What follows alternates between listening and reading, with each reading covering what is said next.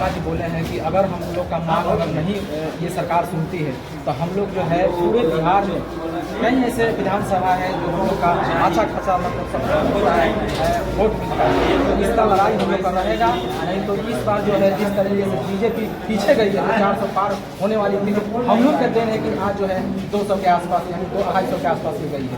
तो क्या कहेगा इससे? जो सत्यनारायण बाबू बोले हैं 100% सही बोले हैं।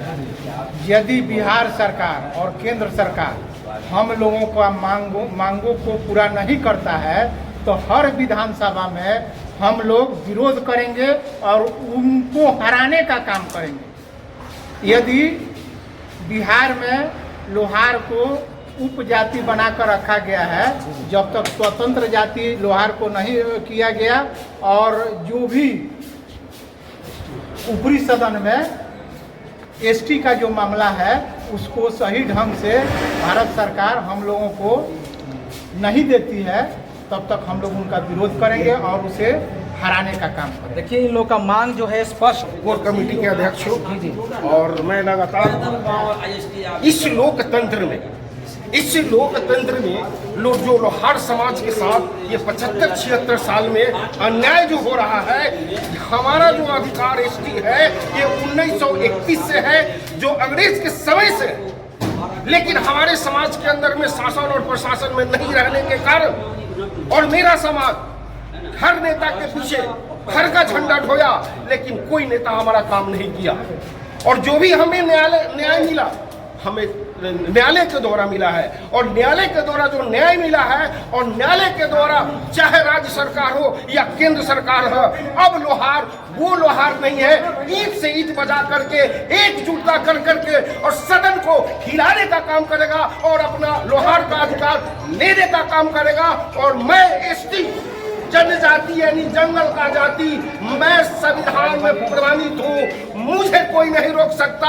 अब हम लोहार एकजुट हो गए हैं और 38 जिला का एकजुट करके हम लोग सदन को हिलाने का काम करेंगे।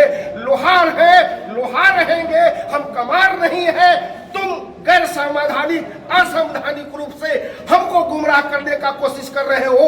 अब लोहार अनपढ़ गवार नहीं है, अपनी अधिकार अपनी हक खुद पहचान लिया है।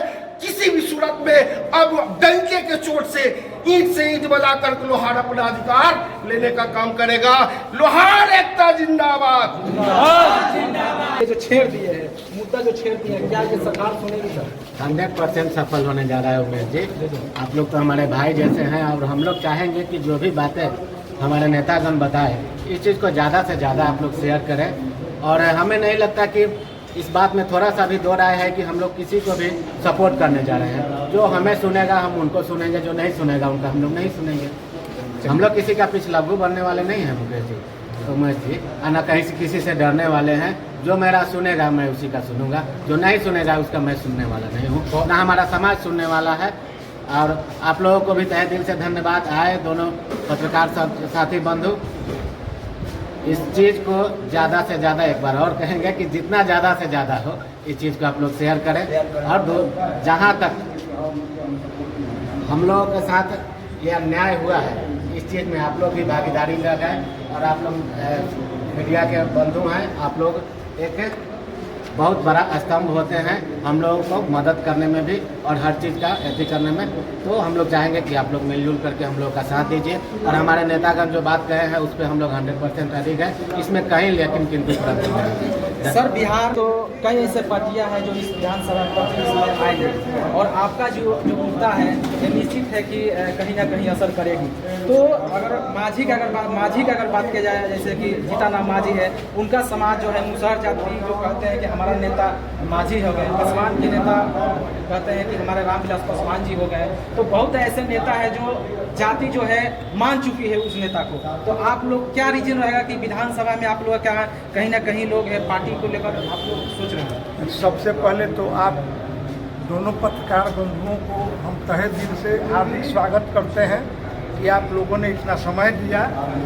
और मैं सारण जिला लोहार सम्मेलन समिति के जो संयोजक बड़े भाई सुरेश शर्मा जी हैं, उन्होंने जितनी भी बातें कही मैं उन बातों का समर्थन करता हूं और मैं यह बात कहना चाहता हूं कि सारण जिला के लोहार बंधु जग चुके हैं और आने वाले विधानसभा चुनाव में हम इस सारण जिला लोहार समन्वय समिति के बैनर तले सारण जिला के ही नहीं सारण कमिश्नरी के 24 विधानसभा क्षेत्र में घूम करके हम लोहार समाज को इकट्ठा करने का काम करेंगे और एक बड़े सम्मेलन के माध्यम से हम बिहार के जो भी राजनीतिक पार्टियां हैं उसको यह संदेश देने का काम करेंगे कि अगर लोहार समाज को उचित राजनीति में भागीदारी और हिस्सेदारी नहीं देगी तो लोहार समाज अपना अलग राजनीतिक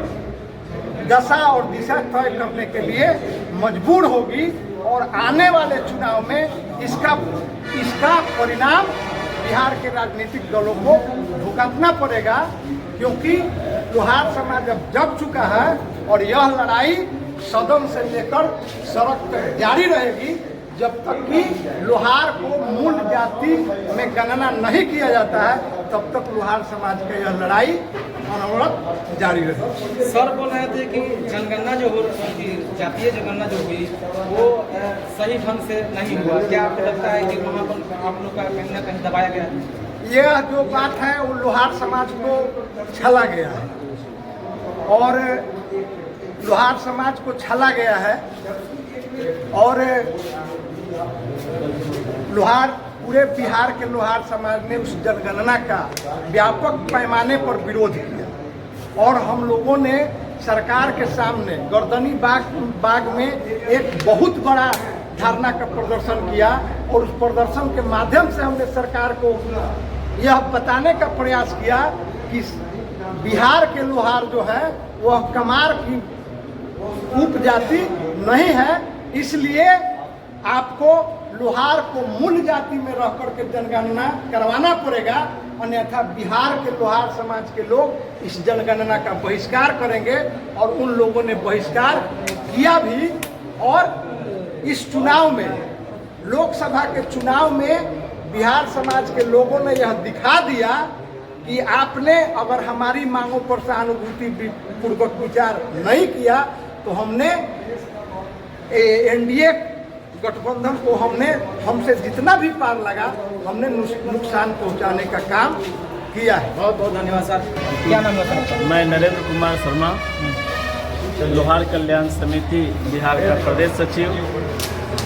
हम जानते हैं कि हमारे प्रधानमंत्री माननीय नरेंद्र कुमार मोदी जी कहते हैं कि सबका साथ सबका विकास, लेकिन हमें नहीं लगता है कि हमारे बिहार में उन्हीं के द्वारा दी गई जो हमारा संवैधानिक अधिकार था, जो हम मूल जाति यहाँ के मूल निवासी आदिवासी हैं, उसको उन्होंने पुनः खारिज करने का काम किया है। इसलिए मैं माननीय प्रधानमंत्री जी से आग्रह करूंगा और निवेदन करूंगा कि हमारी यह मूल जाति जो लोहार है, जो निश्चित रूप से बिहार में आदिवासी समाज से आती है, और उनसे मैं आग्रह करूंगा कि सबके साथ सबका विकास इस नारा को लेकर हमारी मांगों को पूरा करेंगे। इन्हीं चंद शब्दों को